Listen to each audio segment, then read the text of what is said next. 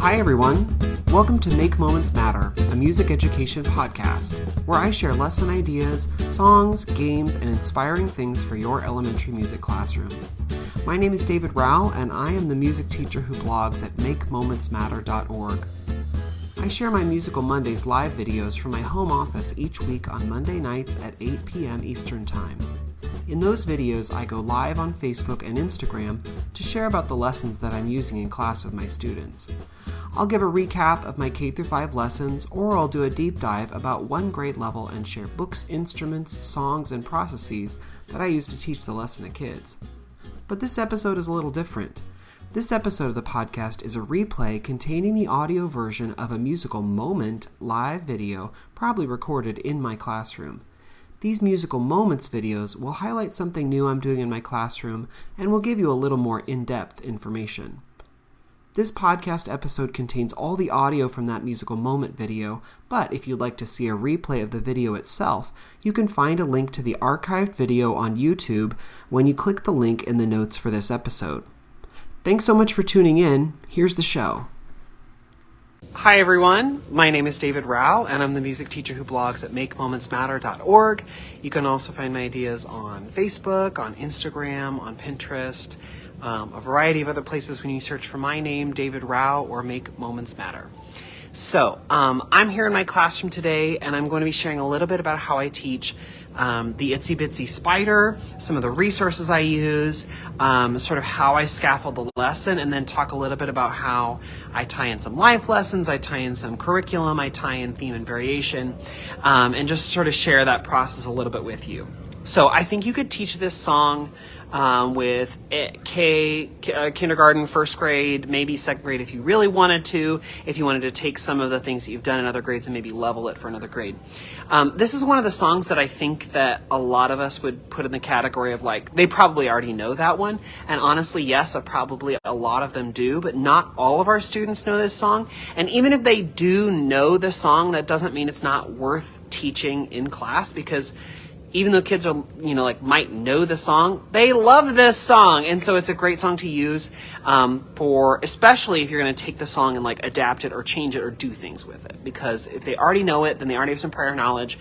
And even if they don't, then this is a good one that's they'll pick up pretty quickly, because probably some of them do know the song. So when I'm first teaching the song, I actually don't tell them I'm teaching the song. I say, I have this song, but actually I have a friend, and it's this friend right here. Oh my gosh, but let me just tell you, he's a spider. And some people don't like spiders, but he's a pretty friendly spider. Isn't he a nice little spider? And I don't even know, honestly, where I got this. I think I got this particular this particular puppet from a teacher garage sale, or online, one of the music teacher buy-sell trade groups. I can't really remember.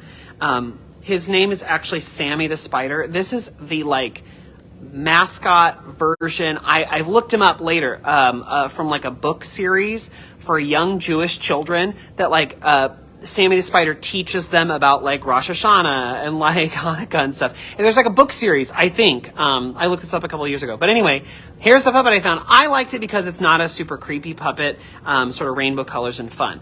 So especially for younger kids who maybe actually don't like spiders, he's sort of a good, friendly version. But I do talk with kids about spiders. I'm like, why?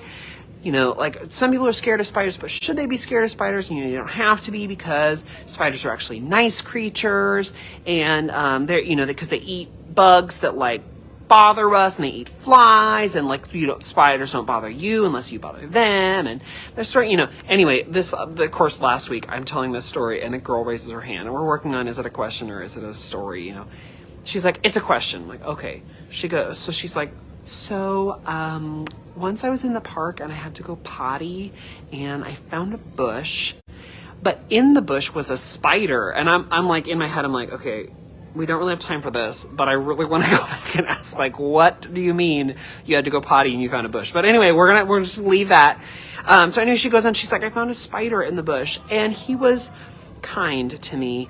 And then a fly came along and he ate it. And I was thankful for that.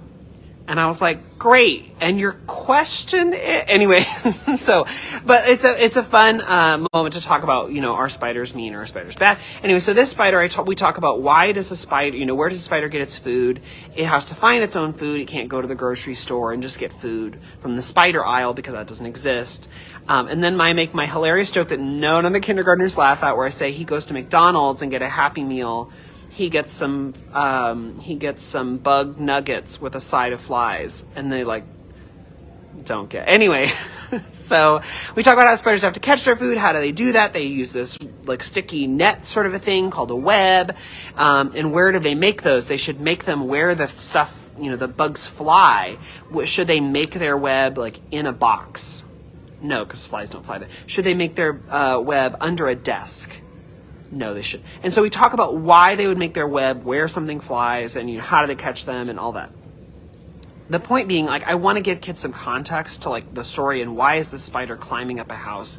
The other thing that I always try and talk about before we actually sing the song, because once you sing the song, bam, their brain is on sing mode, and they want to do the sing, want to do the actions, and we can't think through some of the text. And I say this a lot, but if I'm going to teach a song with new vocabulary or vocabulary that I want students to understand, I feel like I'm failing students if I don't stop and actually talk about that vocabulary. So in this song, what is a water spout? Because I don't know that a lot of kids understand that terminology. Maybe they know the word downspout, but even then, probably not. So I have this PowerPoint. I made this set years and years ago. A lot of times for songs, if I'm teaching a song, especially folk songs, which have pretty tricky vocabulary or an interesting history, I've made these folk song sets that I have on my Teachers Pay Teachers store. But this one for Itsy Bitsy Spider gives a little bit of context about some of the vocabulary. So for a lot of songs, the reason I started making these sets was years and years ago. I was like, I wish I had all the resources in one place: the vocabulary, the history, the music, the extra lyrics, all in one spot. So that's what I did, and I made the set. But this one for Itsy Bitsy Spider, gosh, I'm sorry, the camera is flipped. I don't think I can fix that now. No, I don't think I can change that. Nope, that's my back of my class. Okay, sorry. Facebook, it's backwards. But you could talk about the history. You could do all of that if you wanted. What does itsy bitsy mean? We do talk about that. I'll talk about that in just a second. But the downspout, the water spout, I like having a picture of this so they sort of can see okay, the gutter connects to a downspout. That's how the water gets down off of the house. And kids know what that is. They've seen that. But if you don't really talk about what that is, then maybe it doesn't really make sense to them. We also talk about itsy bitsy. That's another word that just means small. And I say, what are other words that mean itsy bitsy? And they're like, small, tiny, itty bitty, eensy weensy, teensy tiny. What are some other ways that you could make the word smaller or make a word sound small? So I go through and I do put up a couple pictures, especially of the downspout. I think that's really important to have that picture, so kids, when they say water spout, they know what we're talking about. Because without that context, I feel like not all kids would get it. I don't use the word water spout. I say downspout, or I don't know, maybe you use that where you live, and maybe all kids know that. I don't know, but my kids don't. And so I also like to say, hey, the next time you go outside, or you go home, or you go wherever you go, can you look on the side of the house and see if you can find one? Actually, in my old classroom, right by the window, if you looked out the window, you could see a downspout on the side of the school, and I loved that, and now I don't have my classroom doesn't have windows. None. No skylights, window. I feel like I'm in a terrarium all day long. It's I don't know. Is it snowing? Is it cold? Is it sunny? I don't know. Anyway, moving on. So when I teach this song, we always talk about some of those things, and then we sing the song, right? So a lot of kids know it. There's this sort of standard finger play set of actions, and finger play is just any sort of actions that you use your fingers to tell the story. So in this song, we do the itsy bitsy spider went up the water spout, down came the rain and washed the spider out. Out came the sun and dried up all the rain, and the itsy bitsy spider went up the spout again. And I do the one where your fingers switch index finger to thumb, sort of over and over, so you go.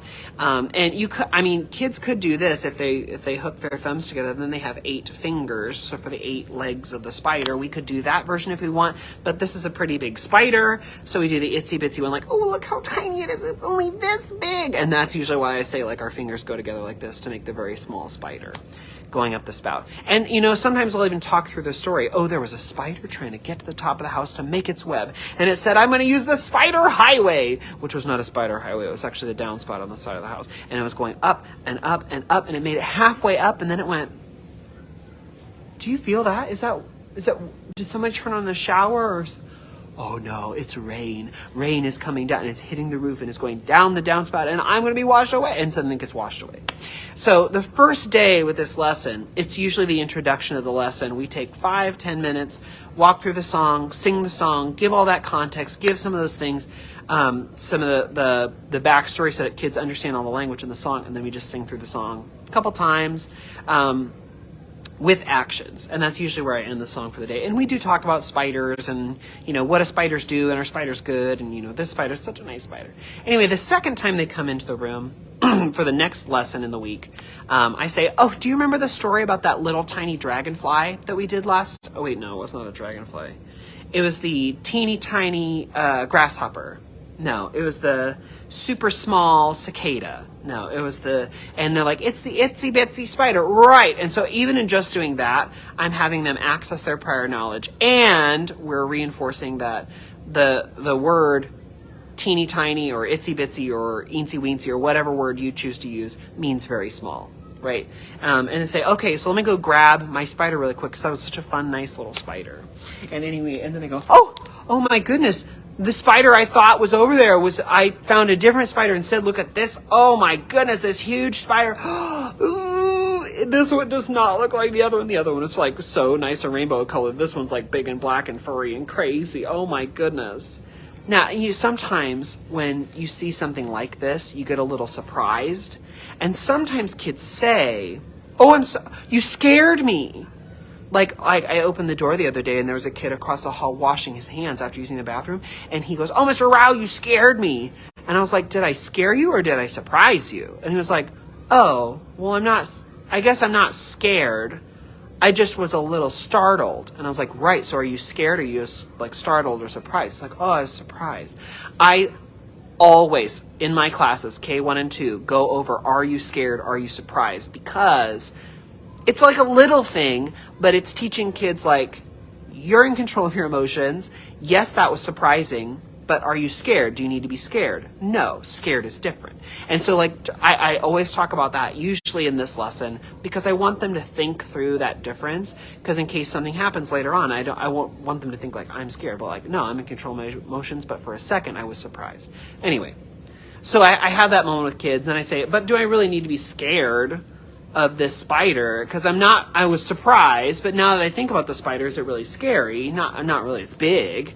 But are you a scary spider? No. In fact, I like other things that are not scary. Like, what do you like? I like eating marshmallows. Oh. And watching Bluey. Oh, Bluey's great. And also Finding Nemo. Oh, that's great. And I love playing gaga ball. And I'm very good at it because look at all my legs. Yeah, right. So anyway, I bring this spider over. And I set it down and I go, this spider is not itsy bitsy. It's pretty big. But our song's the Itsy Bitsy Spider. Let's sing that again. So we sing the Itsy Bitsy Spider and then I go, but this spider is not itsy bitsy. It's a big, like ginormous, like huge spider. Can you think of any other words that mean like big? And so we go through a bunch of words that mean big and we say, big, is it the same as little or is it different? It's different. It's actually like the opposite, right? So we talk about that. And then I say, but can we sing the big ginormous spider? Yeah, let's do it. The big ginormous spider so we sing through a version of that, and then I go, okay, but what if we had a different spider, one that was like fast, a fast spider that like maybe it could almost make it all the way to the top of the water spout before the water gets it. The very fast spider went up the water spout. Down came the rain and washed the spider out. And you can do the whole song fast. Oh, but what's the opposite of like fast? What could we do? Slow. Okay, yeah. So the very slow spider went up. So then we go through and we try the song with opposites that we can think of. So we start with small and big, and then I'll introduce one, maybe fast and slow, and then I let kids come up with examples of what's an opposite that we could use for the spider. So like on and off would not work for the spider. Lights can turn on and off. Machines can be on or off. Spiders can't be on or off. So what's one that we could use? And so we go through some examples. There are some hilarious ones. I've got loud and quiet. I've got hot and cold. The cold one shivers on its way up the house, and the hot one actually likes when the water comes down and rinses it off, because then that cools it off. I mean, kids are thinking about, when I get in the pool, it cools me off. So those are some of the ones that kids have come through. Fast and slow, hot and cold, big and little we do, sleepy and awake. They come up with all sorts of interesting things. I tried them all. But if the kids come up with something that's like not actually an opposite, like a lot of kids in several of my classes, if we do little and big, and then someone will be like medium. Like, well, that's not really an opposite. That's another size. Big and little are like the very ends of the sizes, right? Like there's big is on one end and small is on the other, and middle is in the middle, but it's not really like the opposite. You go like way over here is super hot and way over here is super cold, and the middle is like a medium temperature. Oh wait, medium can sort of be on each one, but it's not the opposite end, right? So we sort of talk through some of that, but it's really fun to see what kids can come up with and to just try it. And so like one was like, I think inspired by this spider, it was like furry and not furry. And I was like, okay, how are we going to show that with our hand? And so like, they're like furry and not furry. I was like, okay, let's try it. And so it's fun to see what kids can come up with and see where that takes you. But this is one where like again, because in kindergarten we're talking a lot about musical opposites, and we do talk about fast versus slow, and we do talk about loud versus soft, and we do talk about some of that. This is a easy application. And like I said, because a lot of kids know this song, it's not like you're doing a ton of teaching, but you're just taking the song and changing it and applying it. Also, it's super fun because you can then talk about scared, surprised, and Halloween. So like some people like being scared and surprised, and that's fun. And so this is a fun song for that. You could also then talk about life cycle, about science things. You can bring in any of those elements if you want. If your school has an initiative for that, you can definitely talk about more of that. But I think it's a fun song that then you can use for a lot of different things. Even if you're just like, we're just going to sing it. That's great, because even think about like ba-dum, ba-dum, ba-da-da-da-da-da-da-da. You got to swinged notes in there. It's not just straight eighths. So like there's a lot that comes from this song. Great exposure for kids. A lot of great chances for vocabulary. And I personally like to take it to the level where you do the musical opposites and sing it different ways. Sing it fast, sing it slow, sing it loud, sing it quiet, and do all of that. If you have other ideas about how you use this, please leave them in the comments, or say like, here's another thing you could try if you want. I'm going to try and track down Sammy the spider puppet. I don't know if it's sold online anymore. Like I said, I think I got it from like a teacher garage sale, so I'm not sure if you can buy it, but I'm going to try and find that, and I'll put that on in the comments or on the links page. Also, I'll put the Itsy Bitsy Spider, the PowerPoint I showed that has the image of the downspout. I'll put this in the comments too, so you can access that if you want, and put on the links page. Okay, I hope this was helpful and gave you some ideas of what you could do with this song if you want. Thanks for coming and joining me in my classroom. Like I said, if you have other ideas, other things that you want to share, please put those in the comments so other people who watch the video can see that too. All right, have a great night, everyone. Bye.